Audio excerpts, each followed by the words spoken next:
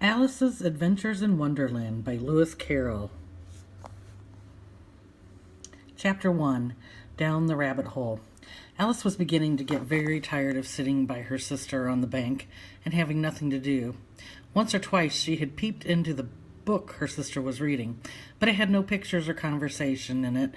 And what is the use of a book, thought Alice, without pictures or conversation? So she was considering in her own mind as well as she could, for the hot day made her feel very sleepy and stupid. Whether the pleasure of making a daisy chain would be worth the trouble of getting up and picking the daisies, when suddenly a white rabbit with pink eyes ran close by her. There was nothing so very remarkable in that, nor did Alice think it so very much out of the way to hear the rabbit say to itself, oh dear, I shall be late." When she thought it over afterwards, it occurred to her that she ought to have wondered at this. But at the time, it all seemed quite natural. But when the rabbit actually took a watch out of his waistcoat pocket and looked at it, and then hurried on, Alice started to her feet. For it flashed in her mind that she had never before seen a rabbit with either a waistcoat pocket or a watch to take out of it. And burning with curiosity, she ran across the field after it, and fortunately was just in time to see it pop down a large rabbit hole under the hedge. In another moment, down went Alice after it, never once considering how in the world she was to get out again. The rabbit hole went straight on like a tunnel for some way, and then dipped suddenly down, so suddenly that Alice had not a moment to think about stopping herself before she found herself falling down a very deep well. Either the well was very deep, or she fell very slowly, for she had plenty of time as she went down to look about her and to wonder what was going to happen next. First she tried to look down and make out what she was coming to, but it was too dark to see anything. Then she looked at the sides of the well and noticed that they were filled with cupboards and bookshelves. Here and there she saw maps and pictures hung up on pegs. She took down a jar from one of the shelves as she passed. It was labeled orange marmalade. But her great disappointment, it was empty.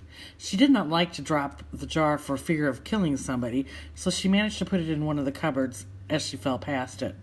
Well, thought Alice to herself, after such a fall as this, I shall think nothing of tumbling downstairs. How brave they'll think of me at home. Why, I wouldn't say anything about it, even if I fell off the top of the house, which was very likely true. Down, down, down. Would the fall never come to an end? I wonder how many miles I've fallen by this time, she said aloud. I must be getting somewhere near the center of the earth. Let me see. That would be 4,000 miles down, I think. For you see, Alice had learnt several things of this sort in her lessons in the schoolroom. And though this was not a very good opportunity for showing off her knowledge, as there was no one to listen to her, still it was good practice to say it over. Yes, that's about the right distance. But then I wonder what latitude and longitude I've got to. Alice had no idea what latitude was, or longitude either, but thought they were nice grand words to say. Presently she began, I wonder if I shall fall right through the earth. How funny it'll seem, come out among the people that walk with their heads downward. The antipathies, I think. She was rather glad there was no one listening at this time, as it didn't sound at all the right word. But I shall have to ask them what the name of the country is. Please, ma'am, is this New Zealand or Australia? And she tried to curtsy as she spoke. Fancy curtsying as you're falling through the air. Do you think you could manage it? And what an ignorant little girl she'll think for me for asking. No, it'll have to do. Perhaps I shall see it written up somewhere. Down, down, down. There was nothing else to do, so Alice soon began talking again. Dinah, miss me very much tonight, I should think. Dinah was the cat.